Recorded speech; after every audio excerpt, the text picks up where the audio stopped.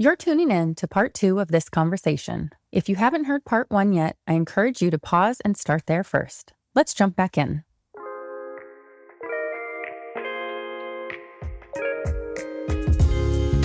Welcome to Unspoken Lives, the podcast that uncovers the powerful, untold stories of everyday people. The real stories you don't always hear, but ones that deserve to be told. I'm your host, Kelsey Billingsley. In each episode, we'll explore journeys of growth, resilience, and transformation. Conversations with guests who have faced challenges, embraced change, and discovered new purpose along the way. Through their stories, you'll find inspiration, hope, and a reminder that every life has a story worth telling. Let's dive into this next unspoken life.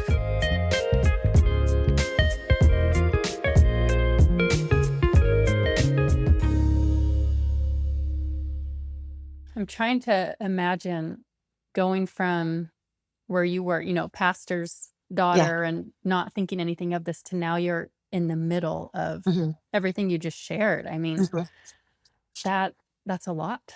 You probably see a lot of sad stories, but I'm sure there's also amazing things that you see. There are.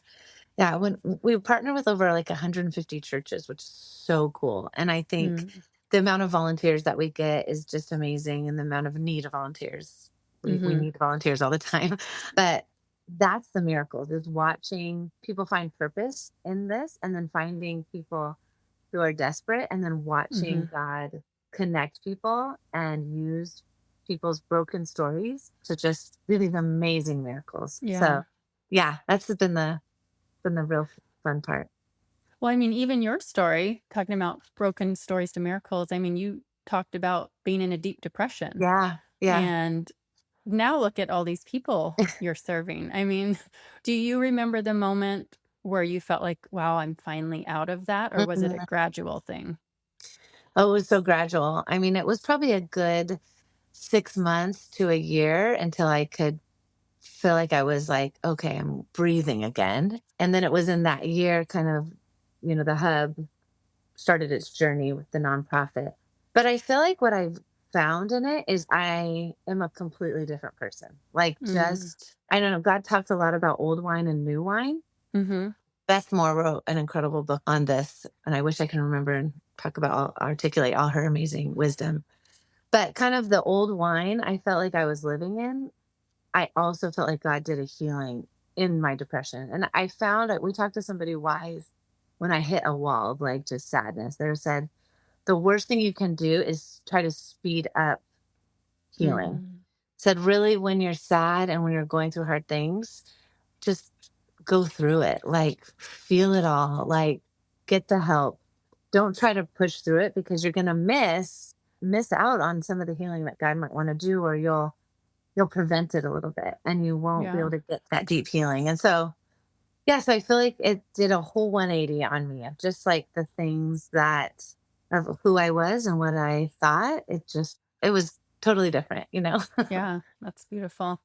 What would you say to somebody right now who might be in that deep depression state and not knowing how to move forward or get out of bed? Yeah. One of the biggest things that helped me is like, I just kept saying yes to help. So literally, even if I thought it sounded crazy or weird, I was like, I'm gonna say yes. I'm gonna say yes to that help. So I heard about somebody who also went through depression, said, you've got to see this psychiatrist. And I thought, a psychiatrist, that felt like so big. But it was the greatest thing ever. And when people said, go see this person, I went to see this person. When they said, go read this book, I read that book. When I said, try this thing, I tried that thing. These are people obviously I knew and trusted. So it wasn't just random stuff on the internet. It was people who loved me and cared for me. But every time they suggested something, like I said, people who trusted, I was like, I'm going to just do it. Because my son played football and he got a major concussion. And we kind of followed his progress. He was in college. And so we followed his progress through the athletic training. This will circle around to my depression. But I believe you. One of the things that we saw is that, the first step of a major head trauma is that they take away everything. I mean, he had to sit in a dark room. He couldn't go to classes. He couldn't go to the athletic facility. It was high grade injury. So he Mhm. had other injuries on the football field. He's a linebacker, so he had lots. But Yeah. this one was like, we are going to shut everything down and you're going to sit in a dark room and you're not going to be able to do anything. But the one thing he had to do every day is he had to go to the athletic trainer and he had to do a test. And what that test was, he had to stand on a balance board and he had to ride a bike. And he had to do that Hmm. every day.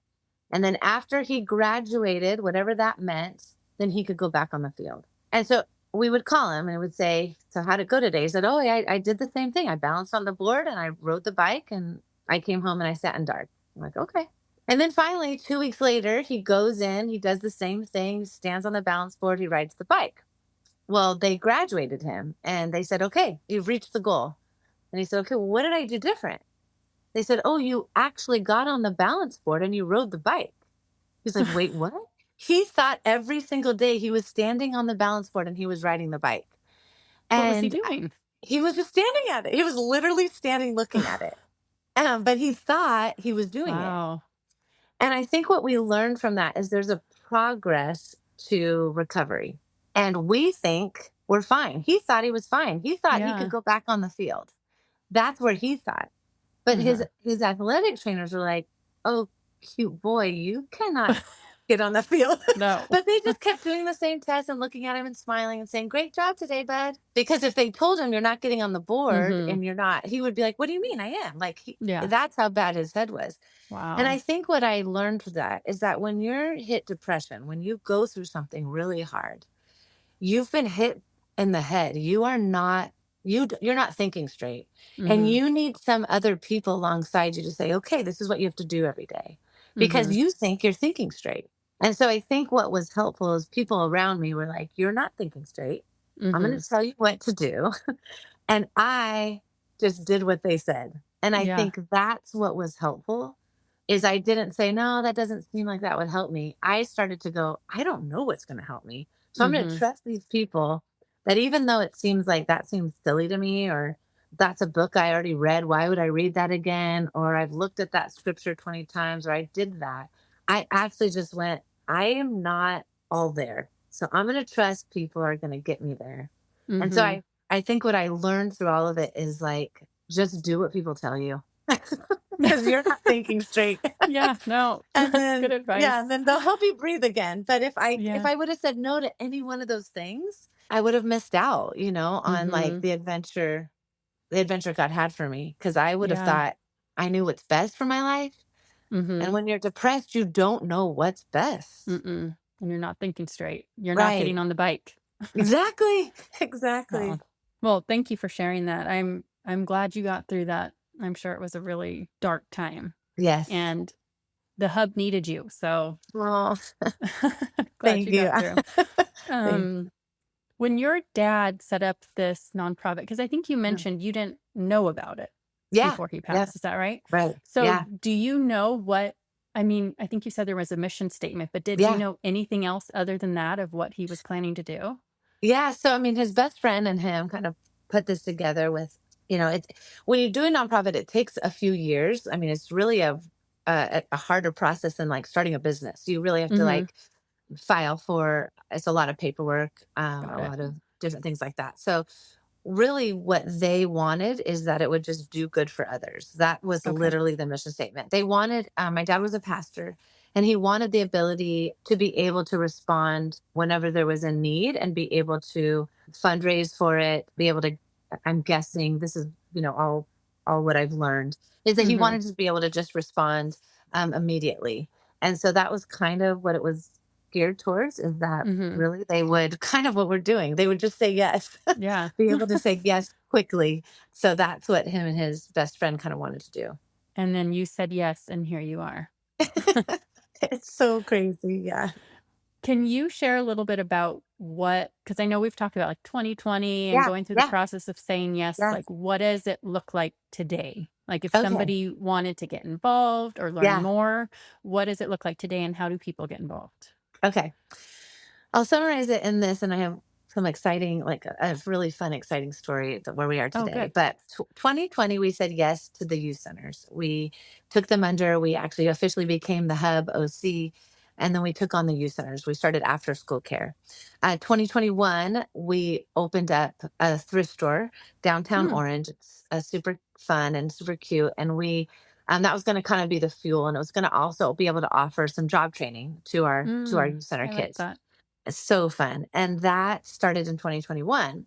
And then in Okay. 2022, we said yes to the city to open up a hub resource center to help the unhoused, human trafficking victims, domestic violence victims, really anybody in need in the city and in the county.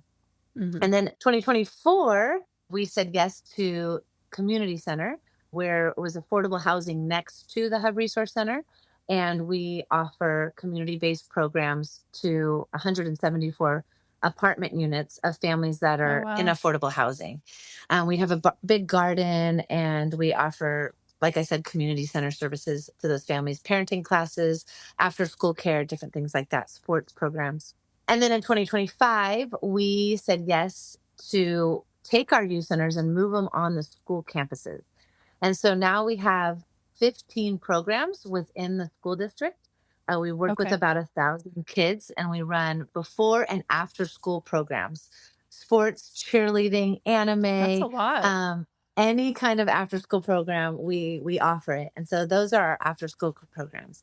And here Okay. we are in 2026. This is like something I'm super excited about. So my son recently got married, and he married the most Hmm. amazing girl. Her name is Ellie. And she started working with us about a year and a half ago. And she had a dream to reach the junior high and high school kids. And she actually had Mm. a dream about teaching them generosity. She started Oh, wow. doing a lot of research on mental health and saw that this next generation, they're known as the purposeless generation. They're told going to be the most anxious generation. They have the Ugh. highest suicide rates. And she found that there's a little bit of research that if kids are generous, where they find not only purpose, but they learn that they matter because they're helping others, that it can Hmm. decrease depression and anxiety by Mm. 70%. And Whoa. so she felt That's God called huge. her. I know, right? Like, so we have Yeah. all this education about mental health, but we don't have solutions. And so she truly believes that teaching kids generosity and coming up with a great curriculum to help them also come up with service projects could literally change mental health. And so she Yeah. called it Generous Generation. And she recently, her and her husband, my son, went to like all the high schools and junior highs to see if they would like us to bring that curriculum into the school Hmm. district. And they said yes. And so Wow. 2026 is this new adventure. We're raising funds to provide this program in the junior high and high schools. So now we're going to have That's programs up amazing. to age 18. So we're super excited about that. That That's I'm very like, exciting. And she fits into your family perfectly, yeah, clearly. yeah, so fun. So she's That's so. learning like, oh my gosh, the yes journey of like, I just said yes to Uh-huh. this, and now I have to raise $200,000 to get these kids Wow. programs. So that's kind of the newest adventure that we're on. So that's the Yeah. hub, that's all of our programs, and that's the newest one. Can you share? I mean, I know it's her dream, but you said she actually had a dream. Do you know the details on that? Yeah. Yeah, so we got to go to this amazing, I think our mutual friend, she's a part of Generous Giving, and they Okay. run an amazing program where they teach people about generosity and increase generosity in heart. So we went to one of those, and after we left, she literally had a dream that, gosh, we should teach generosity to junior high and high school kids. And so Mm. out of that, it kind of stirred her because we already were in the school district. Like, what if I approach the junior highs and high schools and say, hey, can we come in and teach kind of a generosity curriculum and then help them, find ways to reach and meet the needs of their own peers and the people around them because they hear about the needs. I mean, they're the most educate in the sense of the most knowledgeable. They have all the knowledge of what's happening in their world, but they don't know how to solve those problems. It increases Mhm. anxiety. So she's like, what if we taught generosity and gave them tools to be able to solve those Hmm. problems? And so, of I love course, that. the school district was like, please help us with this next generation. Yeah. um, Yeah. and said yes. And so that was literally what happened. Wow. I love that. Well, I personally, I feel like God speaks to me a lot through dreams. So I love hearing other stories Oh, about that where, having a dream and actually taking action on it. So I yes. love Oh, that. that's so cool, Kelsey. Yeah. I love that. Well, this was amazing. I've loved hearing everything, and the work you're doing is incredible. Do you guys estimate how many people you've actually helped? Like, do you have a number? Yeah, it's fun. We actually just started working on some of those numbers. We found we've reached probably 2,500 kids, and Wow. then we're just doing the numbers on our Hub Resource Center. But we've Hmm. reached. I can give you these numbers. We've been able to house 600 people, Mm, shelter and house, and out of that, we've been able to permanently house about 70. So out of the wow. 600, we've been able to permanently house into permanent homes, so that we've been able to shelter over 600, and then now we're permanently housing about 70. So Yeah, that's that are incredible. kind of some of our numbers. Yeah, so Hmm. those are pretty fun. And then obviously the families and so that we affect. So Yeah.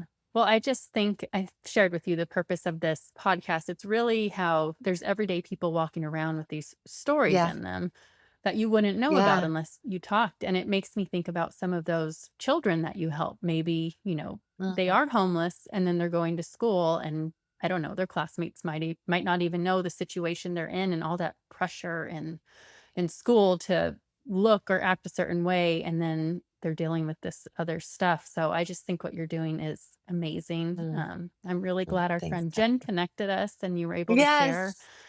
So Yes. just yeah, thank you so much for Oh my all of it. gosh. I don't know if Thank you have you. yeah, I don't know if you have closing thoughts or anything else that you Yeah. you want to share, but Well, thank you, Kelsey. You're amazing. And I'm so grateful that you of give people an course. opportunity to share their story, because I think when I would hear people's stories, it did encourage me when I was Yeah, just feeling so lonely. So getting people's stories out is a is huge. I'm good. so grateful for you. Well, thank you. And your story is just a reminder to say yes to those nudges. So if anyone's listening to this with a nudge, say yes. Yes, just say yes. Um, God'll do something crazy. you will. Well, Yeah. thank you again, Holiday. Yes. Thanks, Kelsey. Of course. That's it for this episode of Unspoken Lives. If today's story moved you, inspired you, or made you reflect on your own journey, hit that subscribe button so you don't miss the next powerful conversation. I'm always on the lookout for new guests. If you know someone with a story that deserves to be shared, I'd love to hear from you. Check the show notes for contact details and make sure to follow along on social media at Unspoken Lives Podcast. Until next time, keep listening, keep sharing, and remember, every life has a story worth telling.